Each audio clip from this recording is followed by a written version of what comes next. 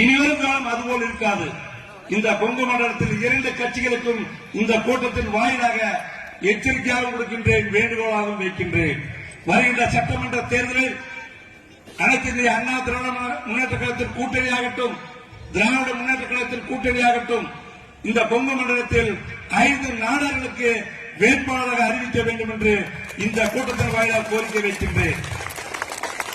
ஒரு காலம் நீங்கள் ஒதுக்கவில்லை, இந்த 40 ஆண்டு காலத்தில் சேர்த்து இன்னும் 5 ஆண்டுகள் நீங்க எங்களுக்காக குழி தோண்டுங்கள், கொடி நட்டுங்கள் என்று சொன்னால் நிச்சயமாக அதை ஏற்றுக்கொள்ளும் இடத்தில் நாங்கள் இல்லை.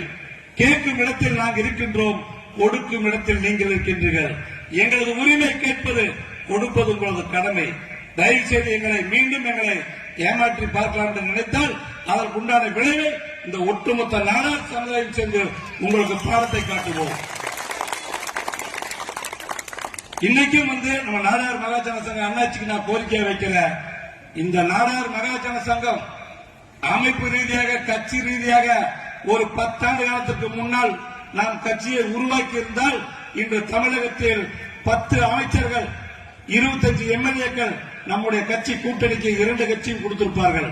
இப்ப கூட கெட்டு போடுங்க என்னாச்சு, துணிஞ்சு எடுங்க, முடிவெடுங்க.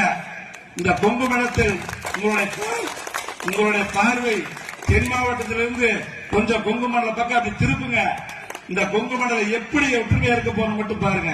எங்களுக்கெல்லாம் எல்லாம் சொல்லுவாங்க, விஸ்வநாதன் சங்கம் ஆரம்பிச்சிருக்கிறான், இது எல்லாத்தையும் பிரிக்கிறான் அப்படின்னு சொல்லி.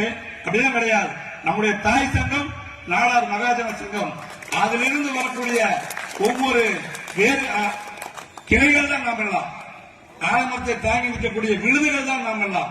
அப்போ ஆலமரத்தை எப்படி நாம தாங்கி நிற்கிறோம், விழுதுகள் தாங்கி நிற்கிறோமோ அதுபோல அந்த ஆணி வேறும் இந்த விடுதலுக்கு உண்டான நீரை கொடுக்க வேண்டும், அதனுடைய தைரியத்தை கொடுக்க வேண்டும்.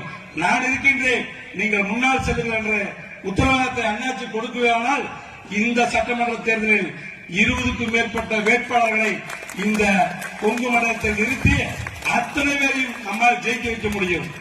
நான் போன கோயம்புத்தூர் மீட்டிங்கோட சொன்னேன், ஜெயிக்கிறதோட முக்கியம் இல்ல, தோக்கிறவனை ஜெயிக்க வைப்போம், ஜெயிக்கிறவனை தோக்க வைப்போம். அது நம்மளால முடியவே முடியாதா? நிச்சயம் முடியவே முடியாதா? உறுதியா இருங்க, கட்சியில இருங்க, எல்லா கட்சியிலும் சந்தோஷமா இருங்க, பாடுபடுங்க. உங்களுக்கு உண்டான உரிமை கேளுங்க, கொடுக்கலீங்கன்னா தட்டுகள் திறக்கப்படும், உடைக்கணும், அவ்வளவுதான்.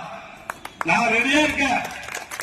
20 தொகுதி வேட்பாளர்கள் அண்ணாச்சி அவர்கள் சொன்னால் 20 தொகுதிக்கு வேட்பாளர் இருக்காங்க.